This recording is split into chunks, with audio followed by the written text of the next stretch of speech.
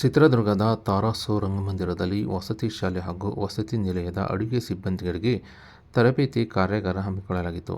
ಜಿಲ್ಲಾಡಳಿತ, ಜಿಲ್ಲಾ ಪಂಚಾಯತ್ ಸಮಾಜ ಕಲ್ಯಾಣ ಇಲಾಖೆ ಇವರ ವತಿಯಿಂದ ಮಧ್ಯಾಹ್ನ 12 ಗಂಟೆಗೆ ಸಮಾಜ ಕಲ್ಯಾಣ ಇಲಾಖೆ ವ್ಯಾಪ್ತಿಯಲ್ಲಿ ಕಾರ್ಯನಿರ್ವಹಿಸುತ್ತಿರುವ ವಸತಿ ನಿಲಯಗಳು ಮತ್ತು ವಸತಿ ಶಾಲೆಗಳ ಅಡುಗೆ ಸಿಬ್ಬಂದಿಗಳಿಗೆ ಸ್ವಚ್ಛತೆ ಕುರಿತು 1 ದಿನದ ತರಬೇತಿ ಕಾರ್ಯಾಗಾರ ಹಮ್ಮಿಕೊಂಡಿದ್ದು, ಈ ವೇಳೆ ತಾಲೂಕು ಆರೋಗ್ಯ ಇಲಾಖೆಯ ಕ್ಷೇತ್ರ ಶಿಕ್ಷಣಾಧಿಕಾರಿ ಬಿ. ಮುಗಪ್ಪ ಅವರು ತರಬೇತಿ ನೀಡಿ ಮಾತನಾಡಿದ್ದು, ಅಡುಗೆ ಸಹಾಯಕರು, ಅಡುಗೆ ಬಡಿಸುವವರು ಮತ್ತು ಸಿಬ್ಬಂದಿಗಳು ಅಡುಗೆ ಪದಾರ್ಥಗಳನ್ನು ನಿಯಮಿತವಾಗಿ ಪಾತ್ರೆಗಳಲ್ಲಿ ತೆಗೆದುಕೊಂಡು ಹೋಗಿ ಬಡಿಸಬೇಕು.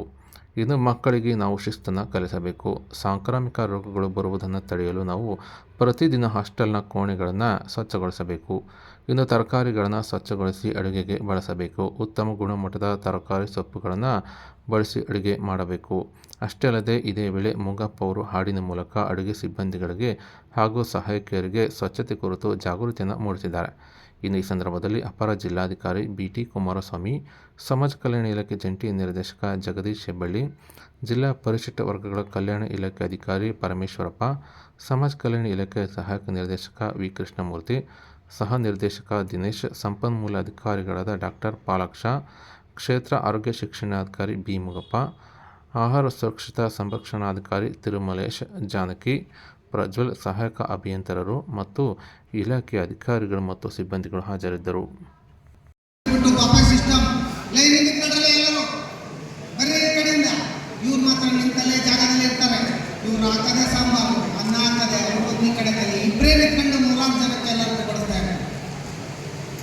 ಹೀಗೆ ಅವರು ಚಲನವಲನ ಇಲ್ಲದೆ ಏನಾಗ್ತದೆ ಗೊತ್ತಾ, ನಮಗೆ ಆಕ್ಟಿವಿಟಿ ಇಲ್ಲದೆ ಚಟುವಟಿಕೆ ಆಮೇಲೆಲ್ಲ ಹೇಳಿದ್ರೆ ಏನೇನು ಬರ್ತಾವಂತ ಎಲ್ಲ ಇದುವರೆಗೂ ಕೇಳಿದ್ರು.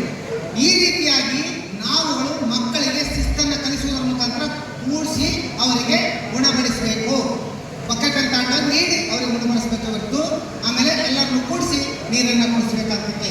ಇದರ ಜೊತೆಯಾಗಿ ಈಗ ನಮ್ಮ ವಸತಿ ನಿಲಯಗಳಲ್ಲಿ ಆಹಾರ ಮತ್ತು ಅಡುಗೆ ಶುಚಿತ್ವದ ಬಗ್ಗೆ ನಾನು ಈಗ ಮುಂದುವರಿಸ್ತಾ ಇದ್ದೀನಿ. ಈಗ ಆಹಾರ ಕಲುಷಿತ ಆಗುವ ರೀತಿ ನಿಮಗಾಗಲೇ ಯಾವ ರೀತಿ ಅನ್ನೋದನ್ನು ಮನದಟ್ಟು ಮಾಡಿಕೊಟ್ಟಿದ್ದಾರೆ ಅಧಿಕಾರಿಗಳಲ್ಲೂ ಕೂಡ. ಈಗ ರೋಗಗಳನ್ನು ನಾವು ತಡೆಗಟ್ಟಬೇಕು. ಸಾಂಕ್ರಾಮಿಕ ರೋಗಗಳನ್ನು ಬಂದಾಗ ನಾವು ಎಲ್ಲರೂ ಕೂಡ ವಸತಿ ನಿಲಯಗಳಲ್ಲಿ ಏನು ಕೋಣೆಗಳಿರ್ಬೋದು, ಆಮೇಲೆ ಹಾಸ್ಟೆಲ್ಗಿರ್ತಕ್ಕಂಥ ರೂಮ್ಗಳಿರ್ಬೋದು, ಅವುಗಳನ್ನು ಪ್ರತಿನಿತ್ಯ ಕೂಡ ನಾವು ಸ್ವಚ್ಛಗೊಳಿಸಬೇಕಾಗುತ್ತೆ. ಶುದ್ಧ ನೀರು ಕುಡಿಯಿರಿ, ಕೈಗಾಳ ತೊಳೆಯಿರಿ, ವಾರಕ್ಕೊಮ್ಮೆ ಉಗುರು ಕತ್ತರಿಸಿ ಸ್ವಚ್ಛತೆಯನ್ನು ಕಾಪಾಡ್ರಿ. ನೀವು ಸ್ವಚ್ಛತೆಯನ್ನು ಕಾಪಾಡ್ರಿ. ಕೈಗಾಳ ತೊಳೆಯಿರಿ, ಸ್ವಚ್ಛತೆಯನ್ನು ಕಾಪಾಡ್ರಿ. ಊಟ ಮಾಡುವ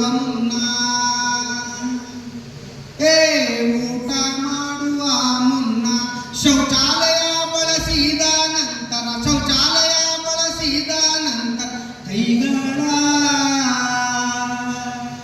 ಕೈಗಾಳ ತೊಳೆಯಿರಿ. ಬರಿಗಾಲಲ್ಲಿ